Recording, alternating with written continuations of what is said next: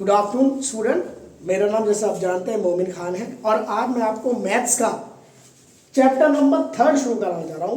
Pair of linear equation in two variable. देखिए, two variable आपने 9th class में one variable पढ़ा था।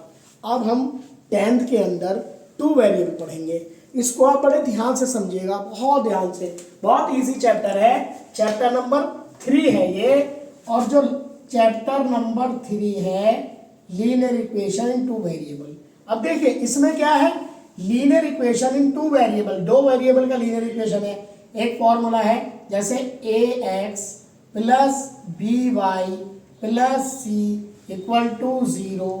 दूसरा इक्वेशन है ax plus by plus c equal to 0। अब linear equation in two variable, देखिए यहाँ पर ये पहली इक्वेशन है, ये दूसरी इक्वेशन है, तो यहाँ दो लिख लिया हमने। ये दो इक्वेशन इस तरह से है। अब इस चैप्टर में बड़ा इंपॉर्टेंट होता है कि हमें बतानी होती है कि इसमें लाइन कैसी है, क्या इंटरसेक्टिंग लाइन है, क्या कोइंसिडेंट लाइन है या पैरेलल लाइन है। तो वो क्लियर करने के लिए मैं आपको बताता हूं ये इन इक्वेशन के हिसाब से। देखिए, अगर हमारी equation a1 upon a2 equal to नहीं होती है b1 अपॉन b2 की, सपोज करिए ये a1 की वैल्यू, अब देखिए ये वाली आपकी कोफिशिएंट है और ये वेरिएबल है। सपोज करिए कि इस a की वैल्यू 2 है, इस a की वैल्यू 3 है और इसकी वैल्यू 3 है और इसकी 5 है, तो ये दोनों नहीं आएंगी। तो ऐसे में बोलेंगे हम कि ये इंटरसेक्टिंग लाइन है। कैसी लाइन है? इंटरसेक्टिंग मींस एक लाइन इस तरह से कटेगी, और जब इंटरसेक्टिंग लाइन है तो इसका यूनिक सॉल्यूशन है। यूनिक माने ओनली वन सॉल्यूशन, केवल एक हल है। ठीक है। और देखो एक और है, इसे हम कंसिस्टेंट भी कहते हैं, कंसिस्टेंट भी कहते हैं। तो ये बात आई तुम्हारी कि भैया अगर a1 अपॉन a2 बराबर नहीं है b1 अपॉन b2 के, तो दो लाइन जो होंगी वो इंटरसेक्टिंग होंगी, यूनिक सॉल्यूशन होगा उसका, ओनली वन सॉल्यूशन।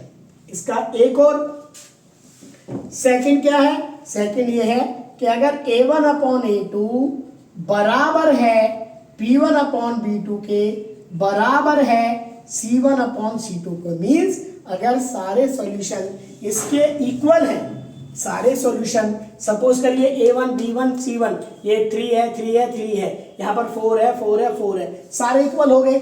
जब ये सारे बराबर हो गए तो ये जो आपकी लाइन जो है, ये जो लाइन है ये कोइंसिडेंट लाइन है, कोइंसिडेंट लाइन्स है।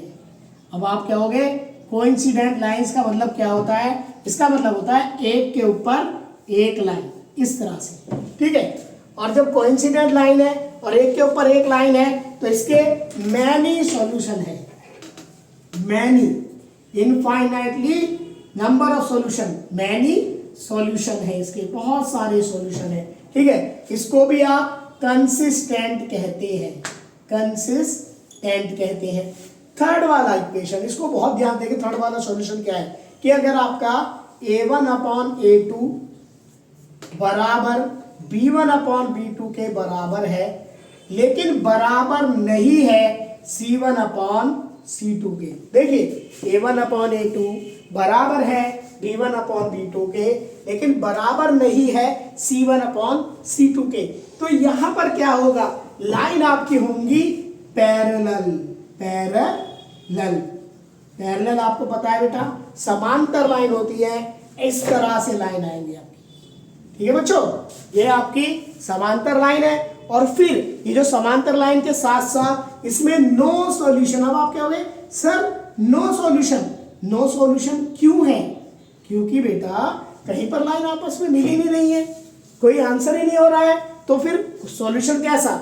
जब आप किसी से मीट करोगे, जब आप किसी से मिलोगे, तभी तो बात बनेगी। और इसको हम इनकंसिस्टेंट भी कहते हैं, इनकंसिस्टेंट।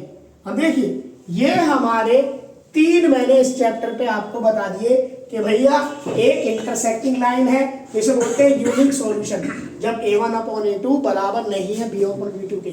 और यहाँ पर कंसिस्टेंट भी कहते हैं, इनका नाम एक कंसिस्टेंट भी होता है, कंसिस्टेंट भी होता है, ये कंसिस्टेंट हो गया। और दूसरा a1/a2 तीनों बराबर है तो कोइंसिडेंट लाइन है। कोइंसिडेंट का मतलब होता है एक के ऊपर एक मैनी सॉल्यूशन, ये भी कंसिस्टेंट सॉल्यूशन है। इसमें a1/a2 दो बराबर है, तीसरा बराबर नहीं है तो पैरेलल लाइन है, नो सॉल्यूशन, इनकंसिस्टेंट। अब देखिए हम इस पे एक क्वेश्चन करेंगे ताकि आपको बढ़िया तरीके से पता चल जाए कि किस तरह का सॉल्यूशन है और लाइन कैसी है। तो हमने एक क्वेश्चन उतारा, सपोज करिए एक क्वेश्चन है हमारा 5x - 4y + 8 = 0। दूसरा जो क्वेश्चन है वो है हमारा 7x + 6y - 9 = 0। देखो ध्यान से समझिएगा, हमारी पहली लाइन में a1, इसमें से आपको a1 लेना है, ये सब 1 1 है, ये सारे 2 2 है। पहली में 1, a1 हुआ आपका 5, b1 हुआ आपका -4, c1 हुआ आपका 8। अब यहां से सेकंड इक्वेशन है तो ये सब 2 2 है, आपका a2 हुआ 7, आपका b2 हुआ 6, आपका c2 हुआ -9। बहुत ध्यान से देखिएगा, इसमें यही एग्जांपल दूंगा फिर आगे क्वेश्चंस कराऊंगा, इसको ध्यान से देखिएगा। देखिए अब हमने लेना है कि ये a1/a2 है, तो a1/a2 हमें देखना है। देखो यहां देखो आपका a1/a2 = हुआ 5/7, b1/b2 ये आपका हुआ -4/6। अब और C1 अगर हम देखो इसको देखते हैं 2 से डिवाइड हो रहा है, 2 2 जा 4, 2 3 जा 6, तो इसकी वैल्यू आ गई -2/3। और C1/C2 आपका हुआ, देखो C1/C2 हो गया 8/9। अब देखो हमें अब यहां देखना है ये कौन सी कैटेगरी में आ रहा है। देखो a1/a2 5/7, तो ये दोनों क्या बराबर हैं? तो ये देखिए दोनों बराबर नहीं है। जब दोनों बराबर नहीं है तो आपका पहला सॉल्यूशन क्लियर हो गया। तो यहाँ पर क्या लिख दिया आपने कि भैया a1/a2 is not equal to b1/b2। और जब नहीं है तो लाइंस कैसी होगी? इंटरसेक्टिंग लाइन, इंटरसेक्टिंग होगी। ठीक है जी। और क्या हुआ? यूनिक सॉल्यूशन हो गया, एक हल हो गया केवल। और क्या हुआ? और हो गया कंसिस्टेंट, कंसिस्टेंट।